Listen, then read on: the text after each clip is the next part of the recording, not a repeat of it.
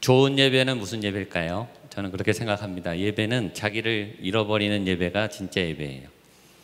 내가 여기 왜 왔는지, 여기가 어딘지, 내가 누군지, 내 기도 제목이 뭔지, 완전히 하나님께 빠져서, 예수님께 빠져서 예수님께 집중하는 예배. 그럼 여러분들 예배할 때 여러분들을 잊으셔야 돼요.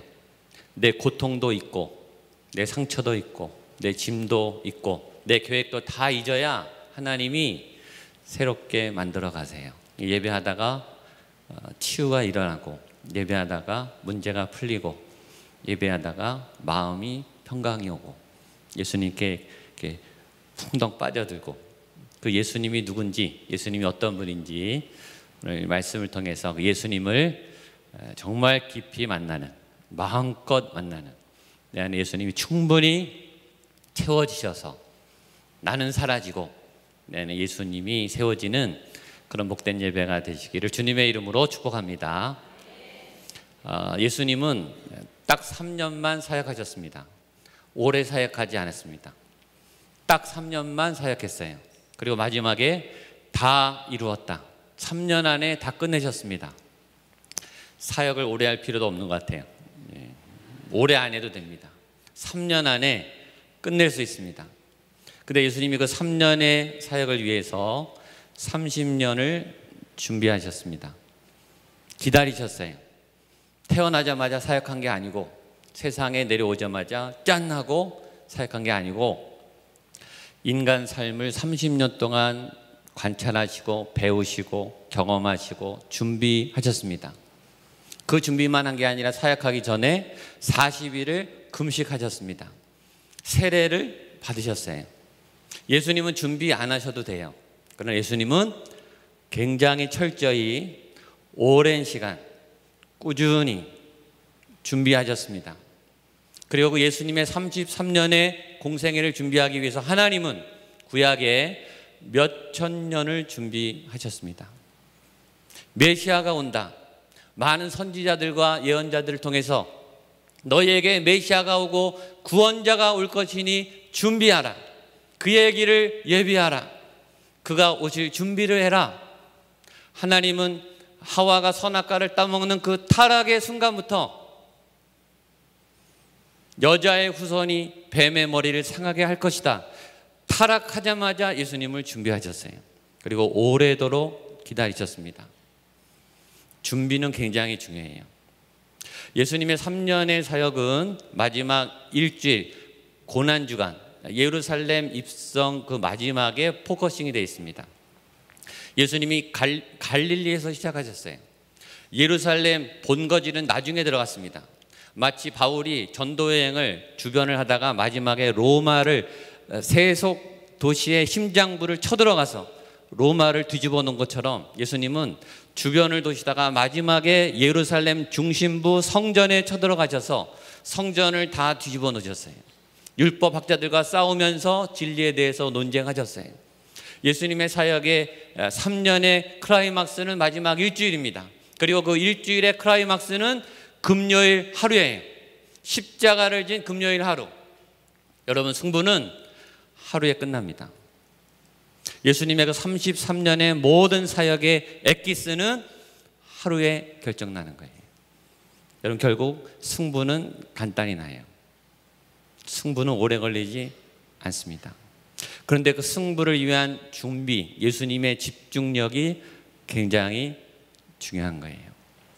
저는 여러분들이 예배를 드리는 것만큼 예배 준비를 잘하고 오시기를 축복합니다.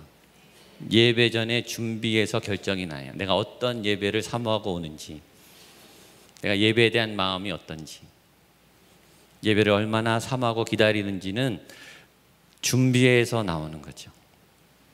여러분 보세요. 그 준비가 얼마나 필요한가 하면 그 하루 승부가 얼마나 중요하냐면 그 하루 승부의 결판이 났는데 그 승부는 2000년 동안, 그렇죠? 온 세계 영향을 끼치고 있어요. 우리는 십자가만 바라보면 눈물이 나고 십자가만 바라보면 구원을 얻어요. 하루 6시간 안에 난 승부, 그 시간이 2000년 동안 모든 세계 민족 나라 역사에 계속 울려요.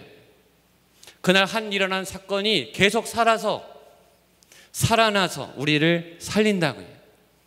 하루의 승부는 그만큼 중요해요. 예수님을 깊이 만나는 사건은 그만큼 중요해요.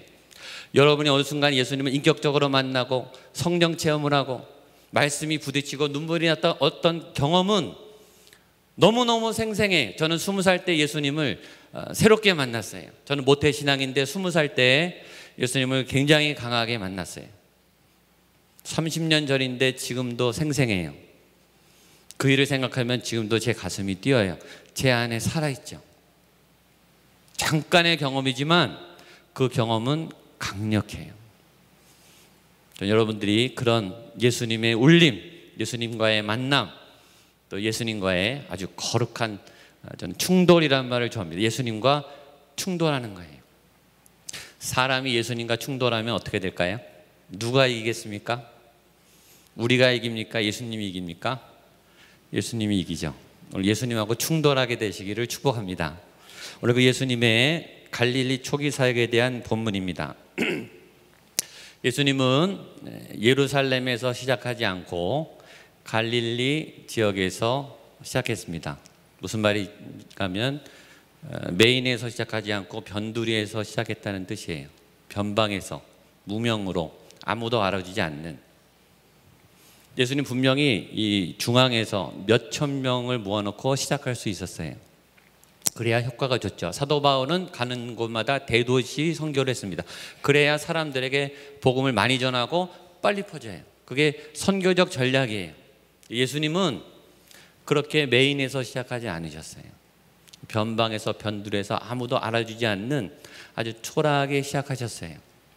예수님은 엘리트들을 가지고 시작하지 않았어요. 예루살렘에 엘리트들이 얼마나 많았겠어요. 똑똑한 분, 또 의지가 강한 분, 또 믿음이 좋은 분들이 얼마나 많았겠어요. 율법학자들, 성경을 공부한 박식한 사람들이 얼마나 많습니까? 그 엘리트들을 데리고 시작하지 않고 변방의 어부들과 시작했어요. 나사렛에서 시작하셨습니다. 그 나사렛 회당은 얼마나 컸을까요? 저는 아직 예루살렘을 안 가봤어요. 나사렛 회당이 어느 정도 규모인지는 모르겠지만 추측은 돼요. 많아야 200~300명 앉아 있었을 거예요. 여러분, 그 시작은, 예수님의 공생의 시작은 하늘나라가 너무나 사모하는, 이 땅의 백성이 너무나 간절히 그리워했던 그런 예수님의 사역이에요. 이 땅의 구원과 사단의 권세를 깨뜨리는, 모두가 숨죽여 기다리는 가슴 벅찬 시작이라고요. 근데 그 예수님이 시작한 사역은 거대하거나 장대하거나 크고 화려하지 않았어요. 나사렛이라고 하는 작은 회당에 주일날 말씀을 읽음으로써 시작하셨어요. 우리가 읽지 않았는데, 우리가 읽은 본문 누가복음의 4장 16절 제가 한번 읽어보겠습니다. 이렇게 되어 있습니다. 예수께서 그 자라나신 곳 나사렛에 이르사 안식일에 늘 하시던 대로 회당에 들어가서 성경을 읽으려고 서심해. 이사야를 읽으셨죠. 주의 성령이 내게 임하셨으니. 예수님의 공생의 취임 연설이 이사야를 통해 선언하셨어요. 그리고 마지막에 말씀하셨죠. 이 글이 오늘 너희 귀에 응하였다. 이건 굉장한 선전포고죠. 이건 사단에 대한 선전포고예요. 사단 잘 들어. 내가 이제부터 내 백성을 구원할 거야. 너 이제 죽었어. 이런 말이에요. 그 위대한 선언, 그 가슴 벅찬 선언에 도대체 그 회당에 몇 명이나 앉아 있었겠어요? 많아야 100명? 많아야 200명? 예수님은 크게 웅장하게 위대하게 시작하지 않고 굉장히 소박하게 작게 시작했어요. 근데 오늘 우리가 본문을 31절을 읽었습니다. 근데 예수님의 사역이 갈릴리 가버나움 동네로 옮겨졌습니다. 나사렛과 가버나움은 65km 거리라고 합니다. 예수님이 사역은 나사렛에서 시작했거든요. 그럼 나사렛에서 이제 부흥이 일어나야 되는데 예수님의 사역의 부흥은 가버나움에서 이상하게 꽃이 피기 시작했다는 거예요. 왜 그럴까? 이유가 있습니다. 누가복음 4장 28절로 30절 말씀을 같이 한번 읽어보겠습니다. 누가복음 4장 28절 시작. 이것을 듣고 다 크게 화가 나서 일어나 동네 밖으로 쫓아내어 그 동네가 건설된 산 낭떠러지에서 끌고 가서 밀쳐 떨어뜨리고자 하되. 그럼 이것이 예수님이 첫 설교를 한 청중의 반응입니다. 여러분, 예수님이 설교하는 거예요.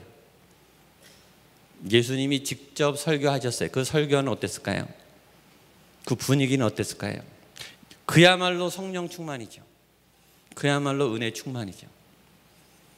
우리 중에 예수님께 직접 설교를 듣는 분이 아무도 없어요. 위대한 설교가의 설교를 들어도 가슴이 뛰는데 예수님이 직접 하는 그 설교는 얼마나 위대했겠습니까? 근데 그 위대한 설교를 듣고 사람들은 회개하고 울고 하나님 앞에 돌아온 게 아니라 28절, 회당에 있는 자들이 이것을 듣고 다 크게 화가 났어요. 설교를 듣고 화를 냈어요. 그냥 화가 난 게 아니라 크게 화가 났어요. 아주 격분을 했어요. 분노가 폭발했어요. 설교를 듣고 예배 시간에, 그리고 일어났어요. 일어나서 동네 밖으로 쫓아내요. 저는 예수님이 설교하다가 쫓겨났는지 설교 끝나고 쫓겨났는지 모르겠지만 분명한 것은 설교하다가 쫓겨나셨어요. 첫 설교에서 과격하게 말하는 거죠. 이렇게 설교를 하고 계신데 사람들이 듣다가 분노해서 일어나서 나가는 게 아니라 강대로 올라와서 멱살을 잡고 끌어내린 거예요. 그리고 밖으로 쫓아낸 거예요. 그 정도가 아니라 벼랑으로 끌고 가서 죽이려고 했습니다. 이것이 예수님의 첫 설교의 결과예요. 저는 이 본문이 굉장히 충격적이었어요. 그리고 저한테는 굉장히 위로가 됐어요. 아, 예수님은 화려하게 시작하지 않으셨구나. 예수님의 첫 설교는 세상적으로 말할 때는 완전히 실패했구나. 설교하다가 멱살이 잡혀서 끌려 내려가고 밖으로 쫓겨났을 뿐만 아니라 사람들이 낭떠러지에 가서 예수님을 죽이려고 했습니다. 예수님은 첫 사역부터 위기를 맞으셨어요. 첫 사역에 큰 상처를 받으셨겠죠. 저한테는 위로가 됐어요. 아, 예수님도 많이 당하셨네.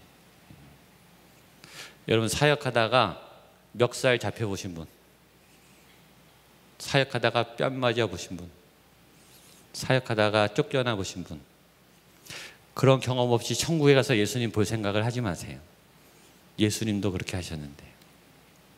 천국에 가서 예수님 보면 할 말이 있어야 되지 않겠습니까? 예수님, 내가 뺨 맞아봤어요.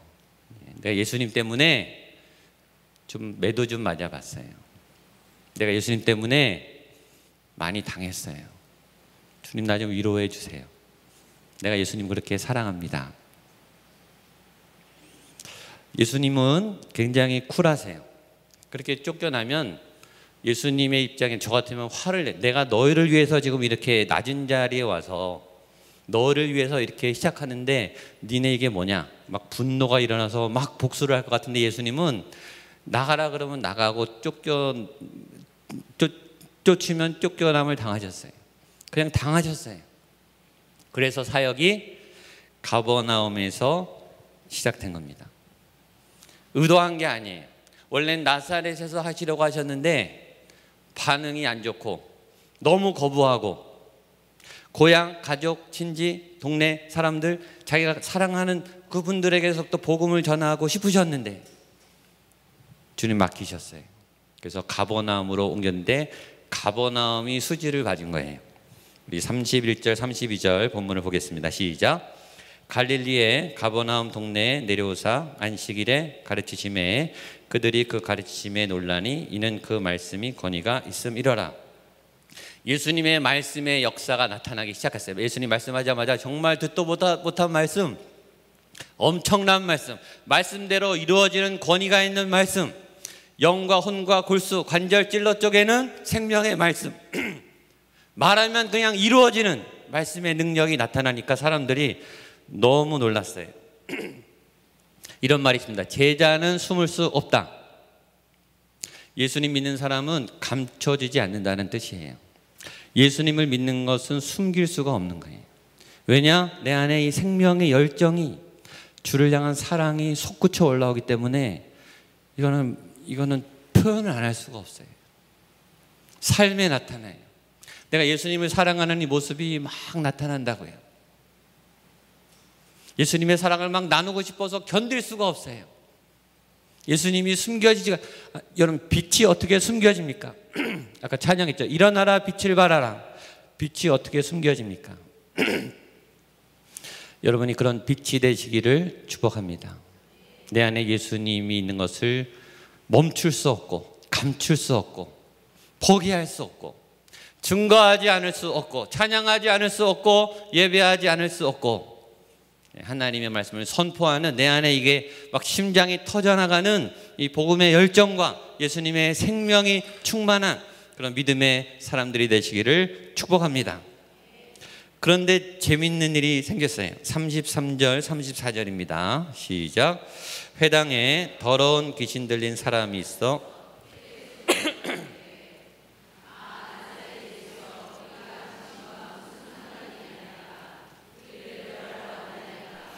나는 당신이 누구인 줄 아노니 하나님의 거룩한 자니이다. 아멘. 여기에 굉장히 재미있으면서 충격적인 상황이 발생했습니다. 가버나움의 회당에 귀신 들린 사람이 있었습니다. 성경을 잘 보세요. 이 귀신 들린 사람이 어디에 있었습니까? 회당에 있었습니다. 회당. 교회에 있었어요. 질문 첫 번째. 교인이 귀신 들릴 수 있습니까? 예수 믿는 사람에게 귀신 들릴 수 있는가? 교회 안에 귀신 들린 사람이 들어올 수 있는가? 이런 질문이 생깁니다. 이 문제가 어려우면 이렇게 생각하면 돼요. 교인이 죄를 지을 수 있는가? 그 대답은 쉽죠? 예수님을 믿는 사람도 죄를 져요. 회당에 귀신 들린 사람이 있었어요. 그건 괜찮죠? 동성애자가 교회 와도 되는가? 괜찮죠. 귀신 들린 사람이 교회 오는 거 괜찮죠. 근데 문제는 회당, 교회, 예수님이 계신 성령의 전 곳에 귀신이 왔는데 첫 번째 충격은 귀신이 안 나갔다는 거예요. 그게 충격적인 거죠. 교회는 하나님의 집이에요. 성령의 전이에요. 예수님이 계신 곳입니다. 이론상 예수님이 계신데, 성령님이 계신데 귀신이나 죄가 들어오면 어떻게 돼야 됩니까? 떠나야죠. 그렇죠? 빛이 있으면 어둠은 나가라 그러지 않아도 나가는 거예요. 그게 당연한 거예요. 그렇죠? 성령님이 계시면 죄는 떠나는 게 당연한 거예요. 충격은 죄인이 교회에 왔는데 죄가 나가지 않는다는 거예요. 죄인이 예배를 드렸는데 멀쩡하다는 거예요. 죄가 있는 그대로 하나도 바뀐 게 없어요. 사역을 하고 찬양을 하고 설교를 듣고 성경을 읽고 묵상을 하고 큐티를 했는데 내 안에 죄는 하나도 안 나가요. 지금의 교회와 옛날의 교회랑 똑같아요. 그리고 그게 당연한 거예요. 너무 당연해. 귀신이 회당에 와서 버젓이 휘젓고 다니는데 귀신은 안 나가요. 두 번째 충격. 이 귀신은 신앙 고백을 너무 멋지게 잘하는 거예요. 아, 나사렛 예수여, 우리가 당신과 무슨 상관이 있나이까? 우리를 멸하러 왔나이까? 나는 당신이 누구인 줄 아노니 하나님의 거룩한 자니이다. 신앙 고백이 멋져요. 예수님이 누군지 너무 잘 알아요. 여러분, 회당에 들어오자마자 예수님을 제일 먼저 알아본 사람이 귀신 들린 사람이에요. 그리고 신앙 고백을 제일 멋지게 해요. 이게 충격이죠. 교회에 와서 예배를 드리고 신앙 고백을 멋지게 해도 귀신이 안 나가는 거예요. 죄는 여전히 있는 거예요. 내 인격은 하나도 안 바뀌어요. 그렇게 오래 사역을 하고 그렇게 오래 찬양을 하고 그렇게 오래 기도를 해도 내가 내 남편을 대하는 모습, 내 자녀를 향한 마음, 내가 돈을 쓰는 거, 내 인격, 내 분노, 내 우울, 내 상처 하나도 치료가 안 돼요. 예배는 있으나 능력은 없는 거죠. 이게 적인 사실입니다.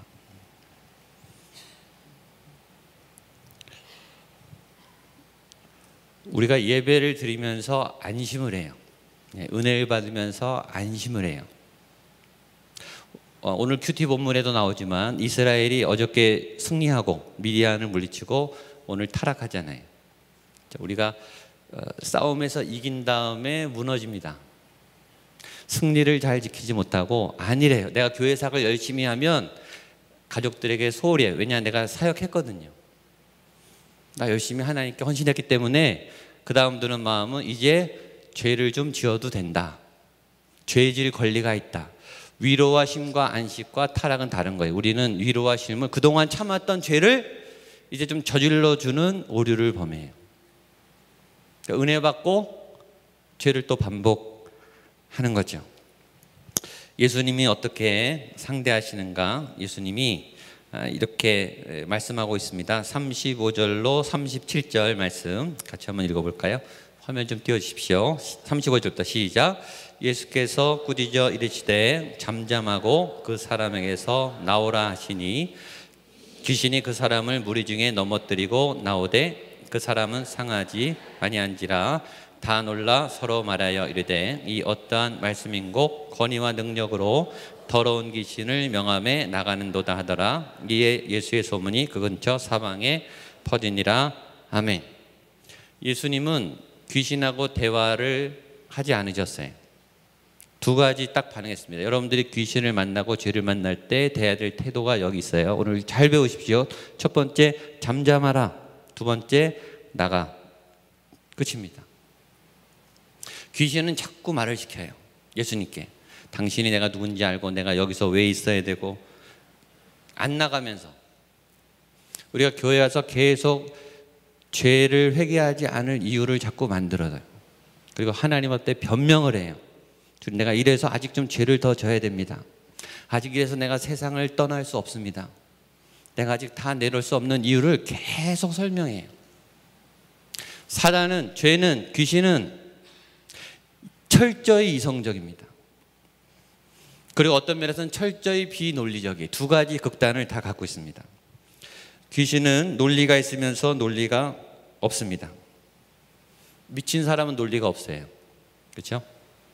그래서 무대뽀예요. 막 밀어붙여요. 막무가내예요. 그것이 죄의 특징 중 하나고, 어떤 면에서 죄는 굉장히 철저히 논리적이에요. 그 논리가 우리를 압도해서 죄를 져도 괜찮을 것처럼 우리를 미혹하는 거죠. 너무 현실적이든지 너무 비현실적입니다. 그래서 죄인이 하는 말이 맞아요. 죄를 짓는 사람의 말이 맞아요. 맞는 것처럼 보이는데 들어보면 죄예요. 자꾸 말을 해요. 예수님이 뭐라 그러냐면 잠잠하라. 세게 말하면 입 다물어, 입 닥쳐, 이거예요. 스탑. 그만. 예배는 멈추는 거예요. 예배는 죄를 멈추는 거예요. 분노를 멈추는 거예요. 이 브레이크 안 되잖아요, 여러분. 그렇죠? 이게 한 번 우울증이 올라오면 멈추지가 않습니다. 계속 절망이 타고 올라와요. 현대인들의 제일 큰 고민은 생각으로 오는 병이에요. 정신질환은 생각으로 오는 병이에요. 외부에서 오는 고난은 피하면 됩니다. 도망가면 돼요. 생각으로 오는 병은요, 도망갈 데가 없습니다. 어디서나 따라다닙니다. 밤에 누우면 더 많이 생각납니다. 두려움, 불안, 공포, 낭망, 좌절 다 안 될 것 같아요. 안 될 것 같은 마음이 들기 시작하잖아요. 이게 증폭이 돼요. 나를 압도해요. 그러면요, 이 몸이 막 아파오고 절망적이 돼요. 잠을 못 자시는 분들, 잠을 잘 수가 없어요. 쉬는데 쉴 수가 없어요. 마음이 아프니까 몸이 아프고 영이 병들어요. 내내 끊임없는 부정의 소리, 불안의 소리, 염려의 소리, 지금 우리가 예배 때 집중하지 못하는 이도 예배 끝나고 할 걱정 때문에 딴 마음이 뺏기면은 그 예배를 못 드리는 거예요. 계속 내 안에 끊임없는 이 생각이 올라오는 거예요. 두려운 마음이 올라와요. 예수님이 말해요. 잠잠하라. 여러분의 모든 부정과 절망과 우울과 두려움과 공포와 낭망이 예수의 이름으로 멈추게 되기를 축복합니다. 말하세요. 잠잠하라. 내 영혼아 잠잠하라. 내 불안아 멈추어라. 내 불안아 떠나갈지어다. 말하세요. 기도하세요. 하나님 멈춰지지 않습니다. 하나님 멈춰지지가 않습니다. 내 영혼이 불안합니다. 시편 기자가 말했죠. 내 영혼아 내가 어찌하여 불안하며. 내 속에서, 그렇죠? 밖에서가 아니에요. 내 속사람이 계속 불안하게. 불안은 조건이 아니에요. 가졌다고 불안이 사라지는 게 아니에요. 자녀가 좋은 대학 갔다고 사라지는 게 아니에요. 좋은 대학 가면 더 불안해요. 진급하면 더 불안해요. 소원이 이루어지면요 더 불안해요. 아시죠? 그거 뺏길까 봐 더 불안해요. 불안은 영의 문제입니다. 하나님이 계시지 않는 한 불안은 계속돼요. 여러분의 영혼에 대해서 말해야 돼요. 내 영혼아 잠잠하라. 내 영혼아 멈추어라. 내 영혼아 스탑. 그리고 예수님 말합니다. 나가. 떠나. 그 사람에게서 떠나라. 그게 예배예요. 그게 예수님의 권세와 능력이에요. 그게 교회예요. 예배 찬양하면 귀신이 나가야죠. 그게 찬양이죠. 말씀을 들으면 회개가 일어나야죠. 임재가 가득한 예배는 들어오면서 눈물이 줄줄줄 나요. 들어오자마자 안심이 돼요. 후, 살았다. 그러니까 예배를 안 드릴 수가 없죠. 살아야 되는데 나가기만 하면 내 영혼이 지옥인데 쫓아도 계속 달려들어요.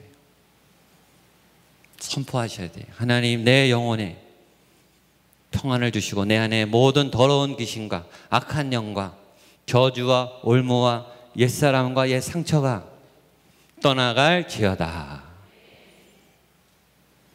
예수님으로 충만한, 그렇죠? 저는 이런 비유를 잘해요. 태양한테 먼지가 태양을 더럽히러 가면 태양이 더러워집니까? 여러분의 더러운 죄가 성전을 더럽힐 수 있는가? 여러분의 더러운 죄악이 예수님의 거룩을 훼손시킬 수 있는가? 절대 못해요.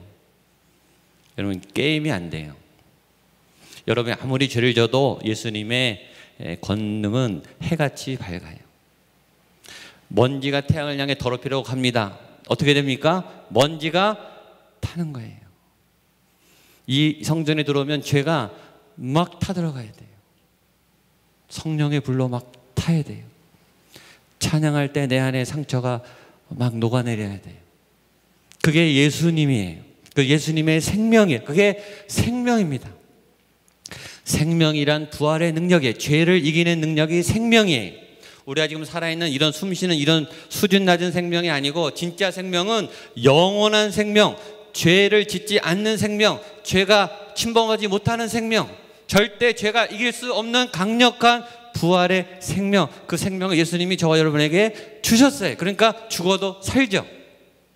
진짜 생명이, 생명이 있는데 생명이 없는 것처럼 살아요. 저와 여러분이. 나가기만 하면 기가 죽고, 나가기만 하면 움츠려들고, 나가기만 하면 눈치를 보고, 나가기만 하면 조마조마해요. 그래서 예배를 드려야 되는 거예요. 예배를 드리면 다시 이 생명이 채워지는 거예요. 살아나는 거예요. 예수님의 은혜로 채워지는 예배.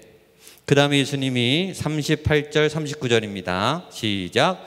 예수께서 일어나 회당에 나가사 시몬의 집에 들어가시니 시몬의 장모가 중한 열병을 앓고 있는지라 사람들이 그를 위하여 예수께 구하니 예수께서 가까이 서서 열병을 꾸신데 병이 떠나고 여자가 곧 일어나 그들에게 수종드니라. 여기서 보는 예수님은 거침이 없습니다. 말씀을 전하시자마자 시몬의 집, 베드로의 집에 들어가서 장모님, 중환열병의 장모님을 향해 돌진하시고 치유하세요.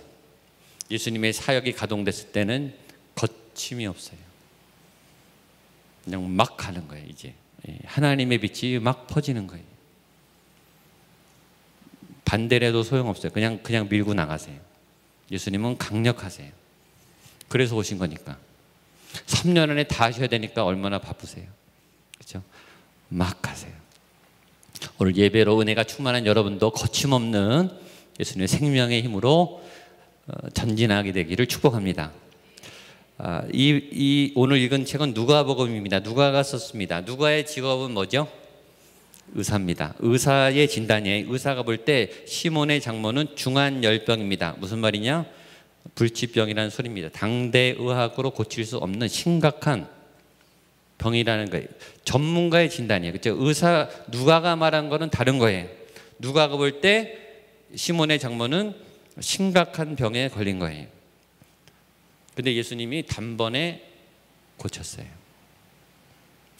의학이 감당할 수 없는 심각한 병도 예수님이 꾸짖으면 고쳐진다. 치유의 은혜. 교회는 치유가 있어야 됩니다. 치유가 있을지어다 이 말 하지 않아도 예배하다가 병이 낫는 거예요. 그게 진짜 교회예요. 예수님이 건강하시기 때문에, 예수님이 생명이시기 때문에 질병이 사라지는 거예요. 정신이 온전해지고 몸과 육과 영이 강건해지는, 이곳에 있는 아픈 분들 통증 또 아픔, 모든 질병의 권세가 예수의 이름으로 떠나갈지어다. 그런 간증이 많이 나오는 여성 예배가 되시기를 축복합니다. 그게 살아있는 예배고 믿음이죠. 그랬더니 소문이 쫙 퍼진 거예요. 사람들이. 자, 40절 41절입니다. 시작. 해질 무렵 사람들이 온갖 병자들을 데리고 나오매 예수께서 일일이 그 위에 손을 얹으사 고치시니 여러 사람에게서 귀신들이 나가며 소리질러 이르되 당신은 하나님의 아들이니이다. 예수께서 꾸짖사 그들의 말함을 허락하지 아니하시니 이는 자기를 그리스도인 줄 알미러라. 왜 사람들이 밤늦게 다 몰려오는지 아시겠죠? 불치병이 고쳐진 게 소문이 쫙 난 거예요.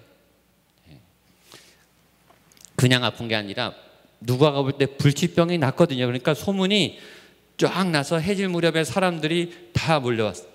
예수님은 일일이 손을 얹으사 다 고쳐주셨습니다.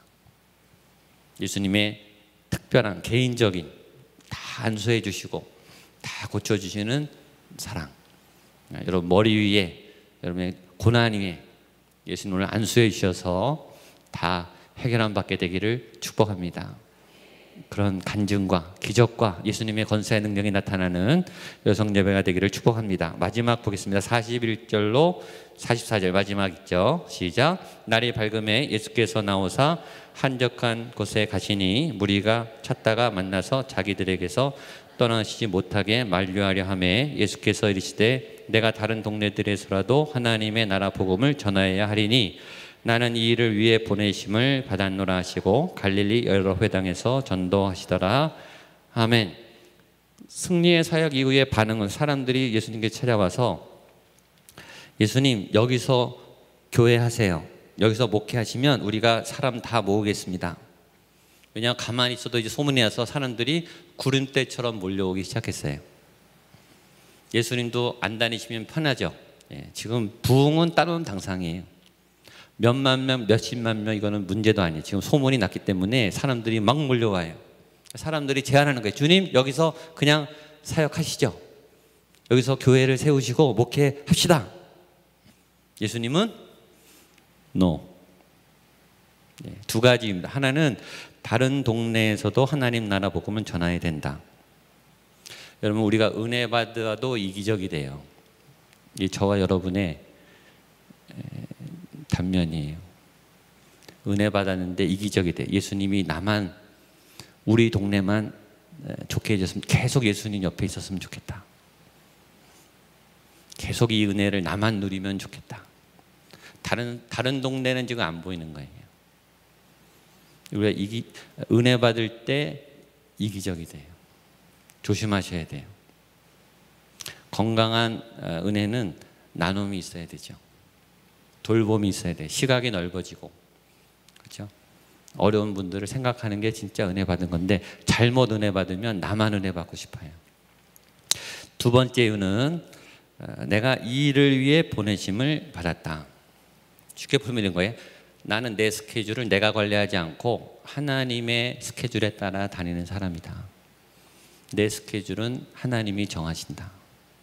나는 하나님이 보내는 대로 가는 거다. 여러분은 어떻습니까? 여러분의 스케줄은 하나님을 따라 가십니까? 예수님은 그렇게 사셨어요. 전 여러분이 여러분의 스케줄보다 하나님을 따라가게 되기를 축복합니다.